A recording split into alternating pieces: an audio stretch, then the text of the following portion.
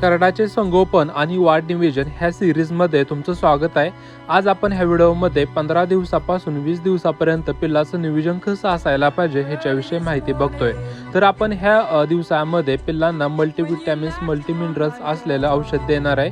तर ह्याच्यामध्ये तुम्ही 2-3 औषध देऊ शकता, त्यापैकी कोणतेही टोनो बूस्टर द्या किंवा मल्टीस्टार द्या किंवा शार्कोफेरॉल द्या, प्रोटीन सी द्या, ह्याच्यामधलं कोणतेही एक औषध द्यायचं आहे। तर आपण टोनो बूस्ट हे औषध देतोय। ह्या औषधामध्ये 45 घटक आहेत, ह्याच्यामध्ये 15 विटॅमिन्स आहेत, 17 अमिनो ॲसिड्स आहेत, 9 मिनरल्स आहेत, 2 प्रोबायोटिक्स आहेत, असे 45 घटक आहेत। म्हणजे करडाच्या शरीरामध्ये जी विटॅमिन्स मिनरल खनिजांची जी काही कमतरता आहे तर ती कमतरता सगळी भरून निघते। तर करडाला आपण किती औषध देतोय, सर्वसाधारण तुम्ही 2 ते 3 ml औषध द्यायला पाहिजे।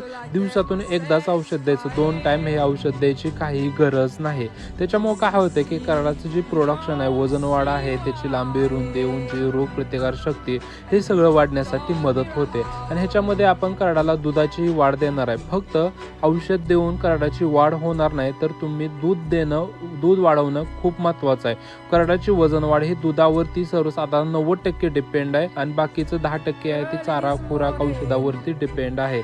तर त्यासाठी तुम्ही हे औषध देऊ शकता, निश्चित तुम्हाला खूप चांगला रिझल्ट मिळेल आणि त्याच्यामुळे करडाची वाढ खूप चांगली होईल। तर माहिती कशी वाटली जरूर कमेंट करून कळवा।